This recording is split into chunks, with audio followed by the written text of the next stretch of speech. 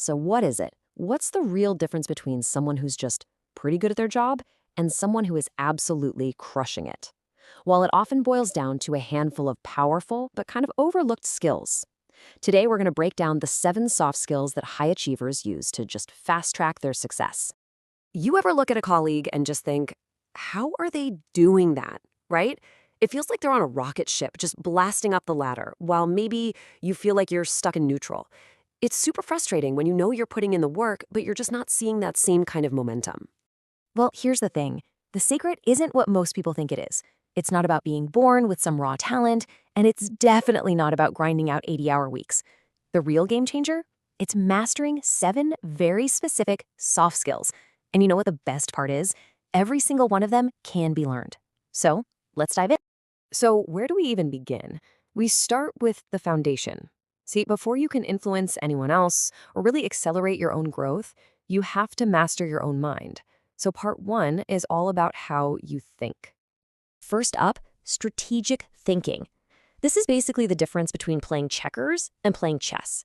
Look, anyone can focus on their very next move, but high achievers, they see the entire board. They're always asking, okay, if I do this, what happens 3 steps down the line? How is this going to affect the marketing team or the finance team? They're anticipating the future instead of just reacting to what's happening right now. So, how do you actually build this strategic muscle? You can start small. Seriously, before you kick off your next task, just pause for a second and ask, what's the long-term impact here? Try to map out how your project might create these little ripples that touch, say, 2 or 3 other teams. Even spending just 15 minutes a week scanning industry news can help you lift your head up from the daily grind and start seeing that bigger picture. Okay, the next skill is all about being decisive, and this quote just nails it. We all know people, heck, maybe we've been that person, who gets stuck in analysis paralysis, right? Just waiting for the absolute perfect conditions. High achievers, they break that cycle. They commit, they move, and they learn as they go. They get that hesitation can be a total career killer. And here is the magic number to remember, 80%. This is the key. High achievers are totally comfortable making a call when they have about 80% of the information they need. They know that if you wait for 100% certainty, the opportunity has probably already sailed right by. In so many cases, speed beats perfection. And guess what? You can totally train yourself to be more decisive. Start with the small stuff, the low-risk tasks, and just practice making a call quickly. To really build the habit, give yourself a deadline for every single decision, even tiny ones. And always remember to embrace that 80% rule. It's all about building trust in your own judgment and choosing momentum over hesitation. Okay, so once you've got your mindset dialed in, the next big piece of the puzzle is how you interact with other people.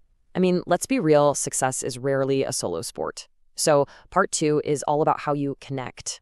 Now, this first connection skill might seem obvious, but truly clear communication, it's incredibly rare.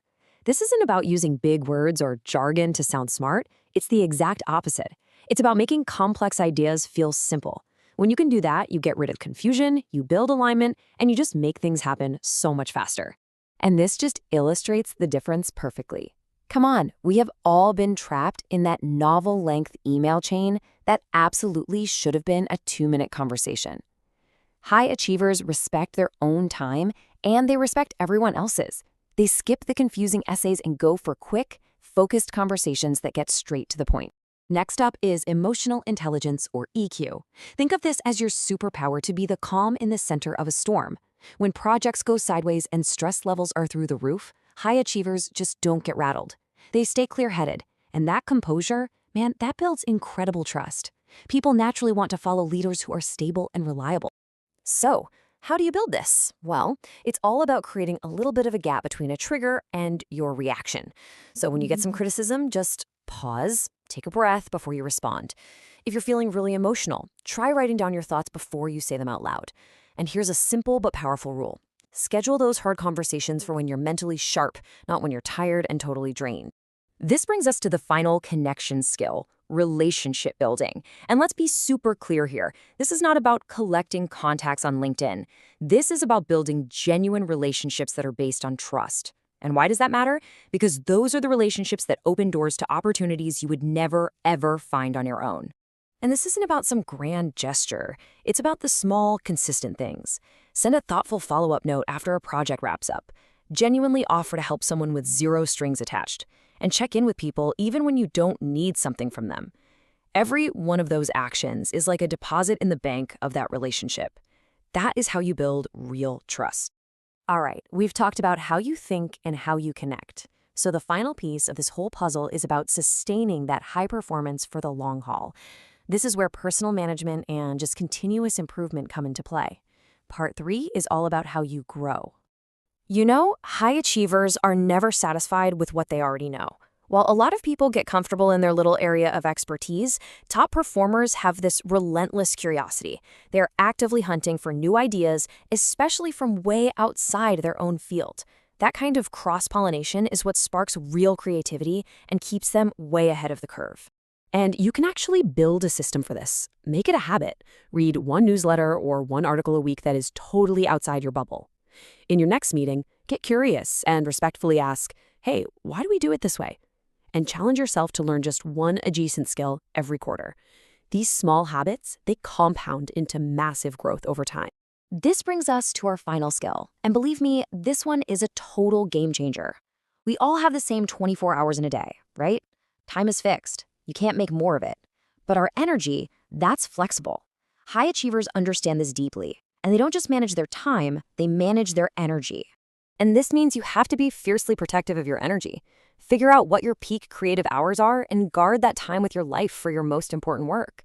Try working in focused 90-minute sprints and then take a short 10-minute break. And you have to learn to be ruthless, politely of course, about declining meetings that don't actually drive real results. Just remember, your energy is your most valuable asset. So let's pull it all together really quick. To completely transform your performance, you start with how you think. That's strategic thinking and decisive action. Then, you amplify your impact through how you connect, using clear communication, emotional intelligence, and genuine relationship building. And finally, you sustain it all by focusing on how you grow, with learning agility and smart energy management. Mastering these 7 skills really is the secret to unlocking your potential. And these aren't some fixed traits you're just born with. They are muscles you can build starting right now. So the final question is for you. Looking at this list, which one skill are you going to start with? What's the first small step you're going to take this week?